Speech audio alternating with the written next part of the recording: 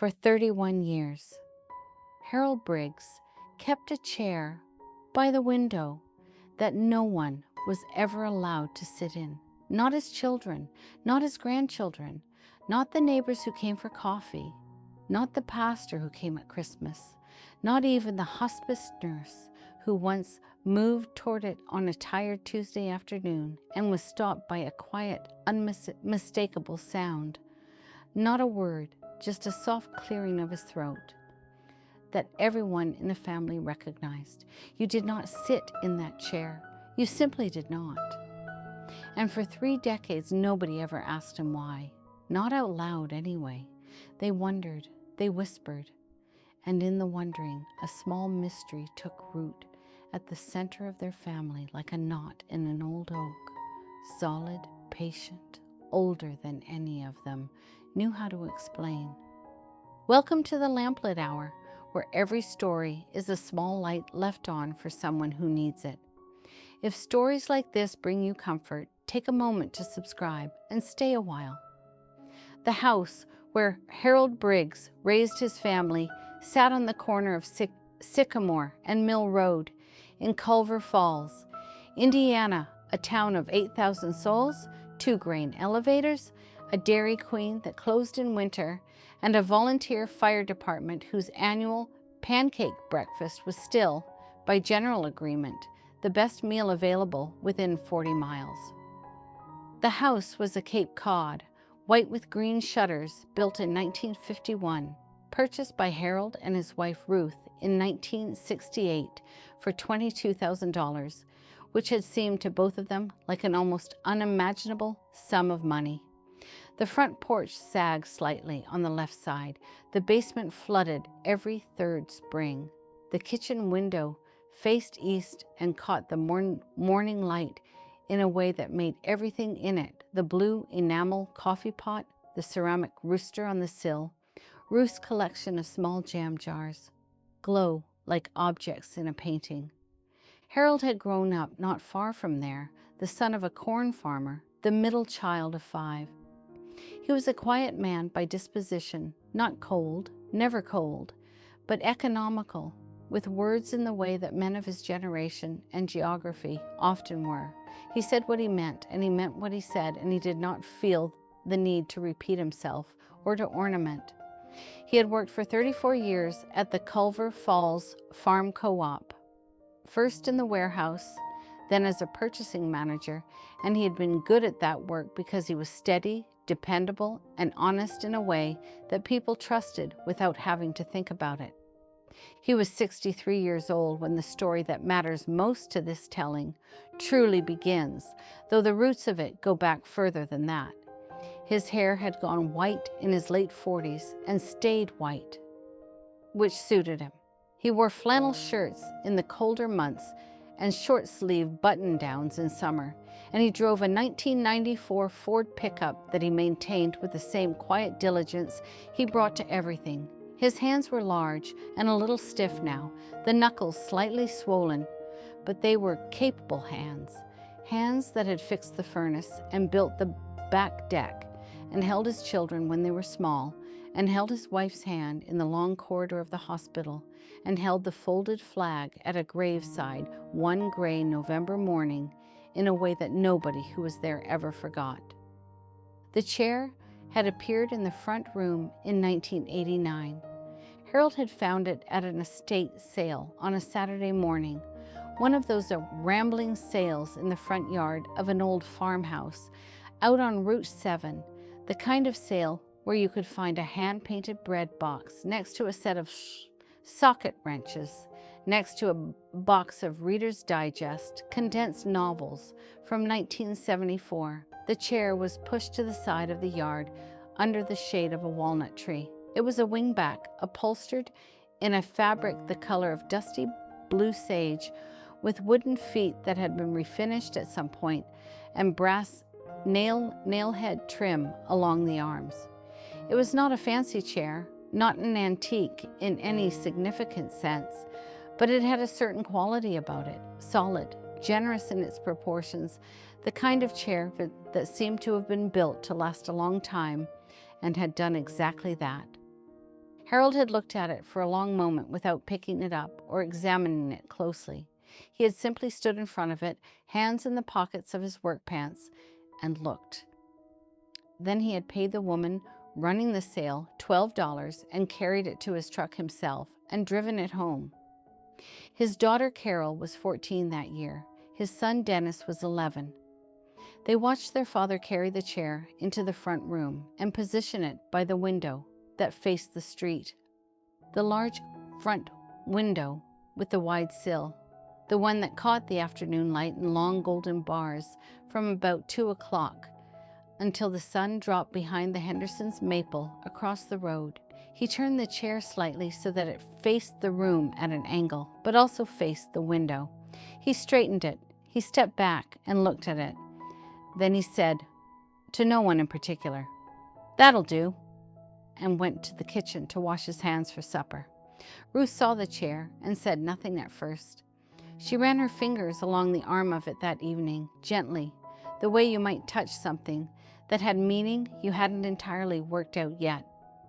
Harold watched her do this from across the room, and something passed between them.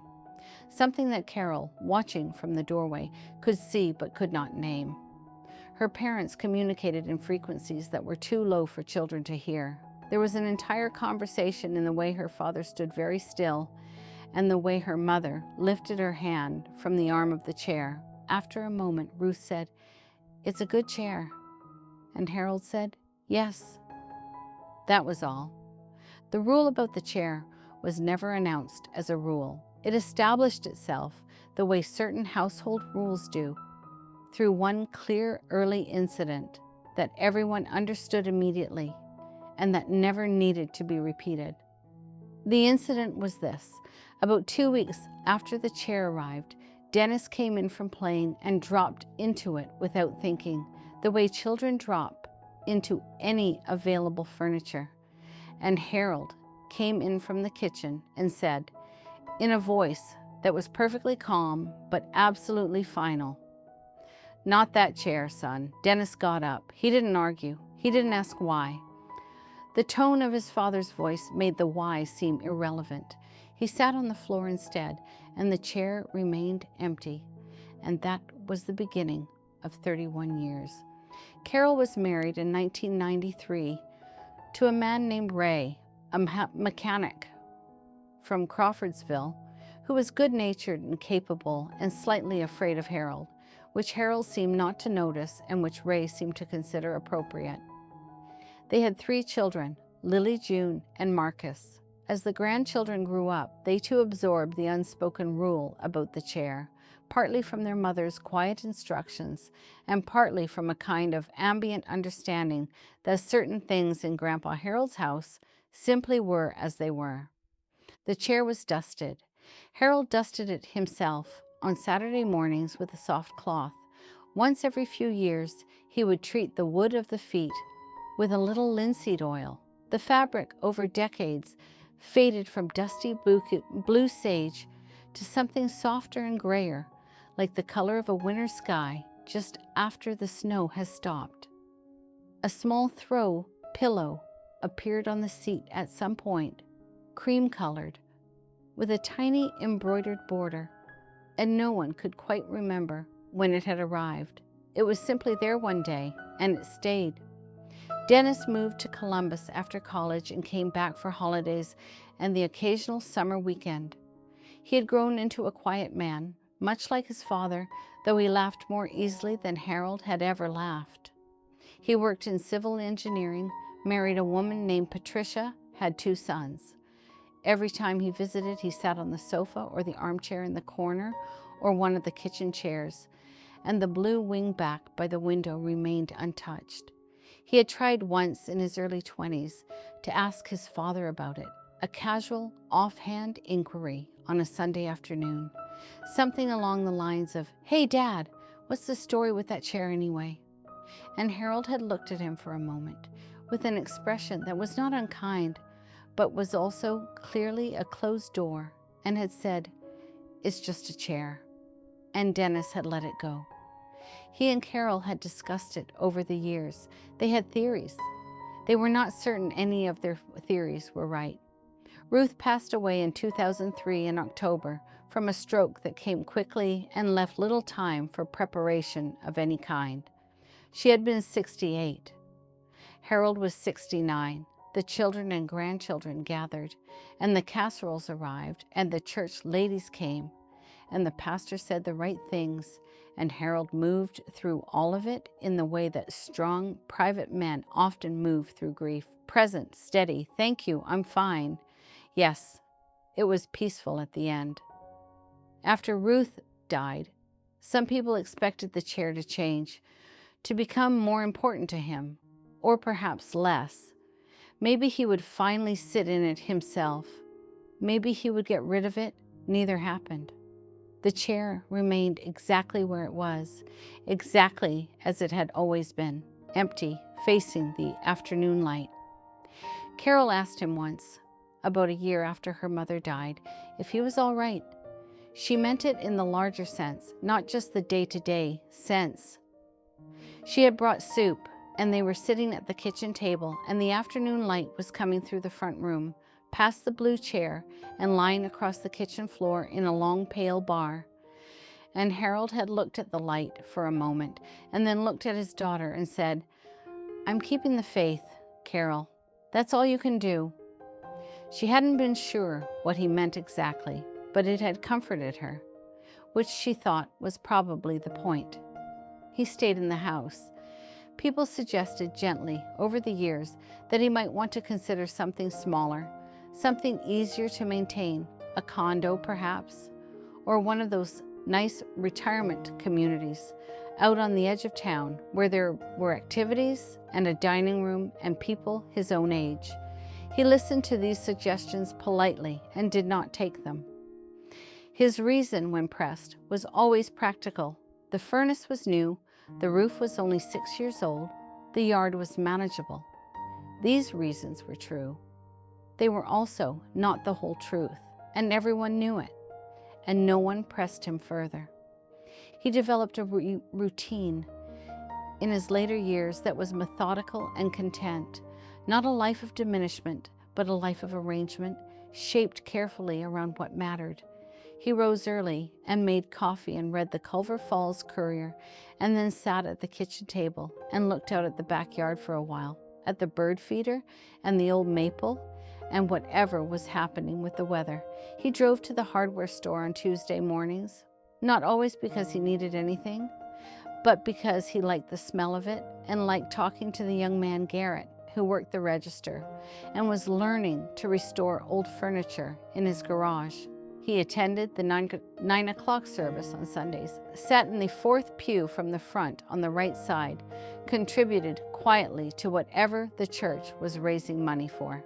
He ate dinner at 5:30, he watched the news at 6 and the weather at 6:30, and after that often he would sit in the front room in the evening and read, or simply sit in the quiet, and the blue chair would be across from him, in its place, with the last of the day's light on it, or after dark, the small lamp on the side table casting its warm circle over it. It was Lily, Carol's eldest daughter, who finally came closest to understanding. Lily was 34 by the time this part of the story arrived. She was a third-grade teacher in Bloomington, thoughtful and patient and prone to noticing things that others overlooked, which is perhaps not surprising for someone who spent her days with 8-year-olds and had learned to read the differences between a child who was tired and a child who was sad, and a child who had something they were carrying that they didn't have the words for yet. She had come to stay with her grandfather for a long weekend in late September. This was 2 years ago, because Carol had mentioned, without alarm, but with a certain quiet emphasis, that Harold had seemed quieter than usual lately, and that it might be nice for someone to spend a little time with him. Lily had offered without hesitation. She and her grandfather had always had a particular ease with each other. She was the kind of person Harold could be comfortable in silence with, which was not true of everyone. They had a good few days. She helped him reorganize the pantry, and they drove out to the old farm site where he'd grown up. There was nothing there now but a foundation and some old fence posts, and he told her things about his childhood that she hadn't heard before. Small things, the kind of stories that surface only when you have time and quiet and no agenda. She cooked for him, and he complained mildly that she used too much garlic, which she took as a sign that he was feeling like himself. On the last evening of her visit, they were sitting in the front room after supper. The windows were dark, and the lamp was on, and the television was off, and the only sound was the occasional car going past on Sycamore, and the tick of the old mantel clock. Harold was in his reading chair, the brown recliner on the other side of the room, worn and comfortable, and Lily was on the sofa. The blue wingback sat between them slightly, in its place by the window. The cream pillow was on its seat. Lily looked at the chair for a while. Then she said quietly, not pushing, just opening a door slightly to see if her grandfather wanted to walk through it. "Grandpa, can I ask you something about the chair?" Harold looked at it too. A long moment passed. The clock ticked. "You can ask," he said. She waited, because she understood, as good listeners do, that sometimes the answer to a question comes before the question does, if you have the patience to be still. Harold was quiet for a while. His hands rested on the arms of his recliner, those large, capable hands, and he looked at the blue chair and the cream pillow and the way the lamplight sat on the worn fabric. And then he began to talk. He talked about a boy named James. James Arthur Briggs had been born in 1946, Harold's younger brother by 4 years, though Harold had always felt that the distance between them in terms of personality was much greater than 4 years would suggest. Harold was steady. James was bright. Harold was deliberate. James was quick. Harold planned. James improvised. And yet they had been close, in the way that opposites sometimes are, each providing what the other lacked, each finding in the other a kind of balance. James had been good at everything he tried. That was how Harold remembered him, a boy, and then a young man who was good at everything. He could fix an engine by ear. He could draw, really draw, not like children draw, but with actual skill, real lines. He read everything he could find. He was funny in a way that didn't wound anyone, the rare kind of funny that made you feel included rather than small. In high school, he had been the kind of person that everyone, the athletes, the bookish kids, the farm kids, the town kids, everyone claimed a little because he belonged, somehow, to all of them. In 1965, James enlisted. He was 19. Harold was 23, already working at the co-op, already engaged to Ruth. He had tried to talk his brother out of it, or not out of it exactly. Harold was not a man to tell someone else what to do, but he had said, sitting at the kitchen table of their parents' farmhouse, that it might be worth waiting a while, seeing how things went, that there were other ways to serve. James had listened to all of this with his characteristic patience, and then said with a grin that Harold could still see perfectly clearly 50-some years later, "Harold, you know I was never going to be able to sit still anyway." James left on a Thursday morning in January. It was cold enough that their breath came out in long clouds. Their mother cried, contained herself, cried again. Their father shook James's hand for a long time and then pulled him in, briefly, which was not the kind of thing their father did. Harold drove him to the bus station in Lafayette. The letters came for a while. James was a good letter writer, vivid and funny even when he was writing about difficult things, which Harold recognized later as a kind of grace, a kind of protection he was giving to the people who loved him. He was in the Mekong Delta by that summer. The letters described the heat, the noise, the food, the men he was with, in a tone that was cheerful and slightly slanted, the way all the letters from over there were, written for 2 audiences at once, the censor and the family, and managing somehow to be honest to both. The last letter arrived in September of 1966. After that, nothing, and then in November, the thing that arrives on a certain kind of morning, the official thing, the words on paper that are simultaneously the most formal and the most devastating words a person can receive. Harold had been the one to take the telegram to his parents' house. He did not remember the drive. He remembered the farmyard in the gray morning light. He remembered his father coming out onto the porch because he had seen the truck, and seeing Harold's face before Harold said a word, and how his father had sat down on the porch steps. His father, who never sat down in the middle of the day, who had the farmer's endless, restless sense that there was always something to be done, had simply sat down on those steps and put his face in his hands. Harold did not speak for the rest of that day. It was Ruth who helped him through those weeks. Ruth, who sat with him and held his hand and let him be what he needed to be, which was for a while a man who could not see the point of very much. The point came back as it does. Life resumed its forms.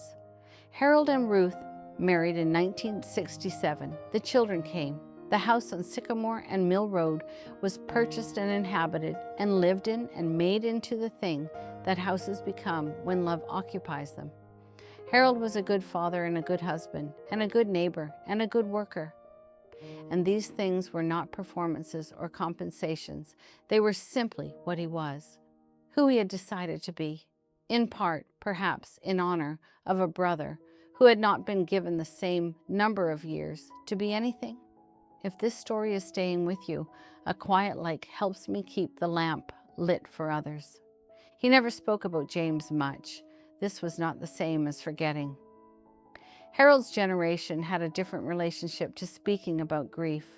Not repression exactly, not denial, but a kind of private custody of it, a sense that what you carried was yours to carry, and that carrying it quietly was its own form of faithfulness. He kept James's photograph on the dresser in the bedroom, a black and white photograph from James's high school graduation, the grin fully present, the eyes bright.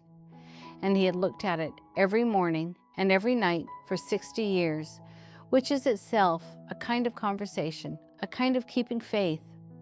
The chair, Harold told Lily, had been James's favorite kind of chair. Not that specific chair. James had never sat in that specific chair. But that kind of chair, a wingback by a window. That was where James had always settled when he came to visit in the early years, when Harold and Ruth were renting the small house on Depot Street before they bought the place on Sycamore. James would come on Sunday afternoons sometimes, and he would make straight for whatever chair was nearest the window and fold himself into it. He was a tall young man, a little angular, and he would sit there in the light and hold a cup of coffee and tell Harold and Ruth about whatever he'd been thinking about that week, and they would listen, and the afternoon would pass, and it was one of the particular textures of those Sunday afternoons that Harold had held onto for a long time. When Harold found the blue wingback at the estate sale in 1989, he had not been looking for anything. He had simply been at the sale the way you go to such things on a Saturday morning, loosely without expectation, ready to be interested or not, as the case might be. And then he had seen the chair under the walnut tree, and something in him had gone very still. He bought it, he told Lily, because he wanted a place for James. He knew that James was not going to come and sit in it. He had understood that for 23 years by then. But there was something in him that needed still to leave a space, to say, here, this is yours, this is saved, this is kept. To not close the gap completely, to leave a light on in the window, even when you know perfectly well that the person you're leaving it on for is not coming down the road. I didn't want to forget what it felt like, Harold said to Lily, to have him in the room, so I kept a room for him. Lily was quiet for a long time. The clock ticked. Outside, a car went by on Sycamore, and its headlights swept briefly through the front room, passing over the blue chair in a long, pale arc. The lamplight came back, soft and steady. "Does it help?" Lily asked finally. Harold considered this the way he considered things, fully, without hurry. "Yes," he said. "Not every day, but most days. You look at it and you think, he was here, he was real, he was somebody. That was James's kind of chair, and James was somebody who sat in the light and made a room better for being in it. That's worth remembering. That's worth keeping space for." He paused. Then he said, more quietly, "I suppose other people would say it's just an empty chair, but it never felt empty to me." Lily thought about the children she taught, 8-year-olds who sometimes kept an empty seat at their desk for the classroom fish that had died, who drew pictures of pets they had lost and hung them above their beds, who understood intuitively and without any instruction that you keep a space for the ones you love because the space itself is a form of love. She thought maybe children understood this more naturally than adults, and maybe some people, by the time they were 79, had found their way back to understanding it. She did not say any of this to her grandfather. She just nodded slowly and looked at the chair. After a while, she said, "I'm glad you told me." Harold said, "I thought it might be time." She stayed up a little later than usual that night, and before she went to bed, she went to the kitchen and got a glass of water, and on her way back, she paused in the doorway of the front room and looked at the blue chair in the lamplight. The house was quiet. Her grandfather was already in bed. The chair sat by the window in the dark, with the small lamp casting its circle of warmth over it, and the cream pillow on its seat, and everything about it so patient, so still, so faithful. She thought, 31 years? Every day for 31 years, a man had kept a chair by the window for his brother, had dusted it on Saturday mornings, had treated the wood with oil, had found it a pillow, cream-colored with a small embroidered border, because the chair needed a pillow, because the chair was someone's chair, and someone's chair deserved a pillow. For 31 years, he had lived his whole, full life, had buried his wife and raised his children, and been a grandfather and a neighbor and a churchgoer, and a man who talked to Garrett at the hardware store about restoring old furniture. And underneath all of it, steady and quiet and patient as the chair itself, he had kept a space. He had left a light on. She reached out in the dark and laid her hand briefly on the arm of the chair, the wood smooth and cool. And then she went to bed. Carol called Lily a few days after she got back to Bloomington, and Lily told her mother what Harold had shared. There was a long silence on Carol's end of the phone. Then Carol said, "James," and her voice had in it the particular quality of something long wondered about, finally settling into its right shape. She had known there was an uncle. It was something that had been mentioned in the rare way that painful things get mentioned in families, briefly and then set aside, but she had not connected him to the chair. She had not known the whole of it. She called Dennis that evening. He was quiet for a long time too, and then he said, "Huh," in the way that means something has reorganized itself inside you, and you need a minute to let it settle. He thought about all the Sunday afternoons he had come in from playing and dropped onto whatever was available, and the one time his father had said in that calm, final voice, "Not that chair, son." He thought about being 11 years old and accepting without question that some things simply were as they were. He thought about the fact that he had never met his Uncle James, and yet had, in a way he was only now understanding, shared a room with him for most of his life. That Christmas, the extended family gathered at the house on Sycamore and Mill Road, as they always had. Harold made the turkey.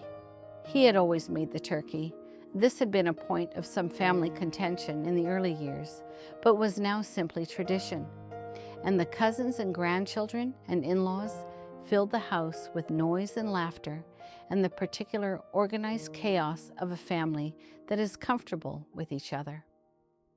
Marcus, Dennis's younger son, was 17 now, and at the stage of adolescence where everything was either extremely interesting or profoundly boring, and nothing was in between. And he ate 3 pieces of pie and fell asleep on the sofa, and everyone left him there. After the meal, when the dishes were done and the children were settled and the house had quieted to a pleasant hum, Carol went to her father, where he was sitting in his recliner, and she sat on the arm of it. She had always done this since she was small, perched on the arm of whatever chair her father was sitting in, and she put her arm around his shoulders. She said quietly, so that only he could hear, "Tell me about James." Harold looked at her. Something in his face, some long-held stillness, shifted just slightly, like ice at the edge of a river in early spring. Not breaking, just beginning to move. And he told her. He talked for a long time about the farm and the 5 children and the kitchen table where their mother made biscuits, about James's drawings, which had been good enough that their art teacher had said so in writing on a piece of paper that Harold still had somewhere. He thought he still had it. About the Sunday afternoons on Depot Street and the coffee and the afternoon light, about the grin, about the bus station in Lafayette on a January morning, cold enough that breath came out in clouds, about the letter writing, which had been vivid and funny even when it shouldn't have been, which was a kind of grace. Carol listened to all of it. She held her father's hand.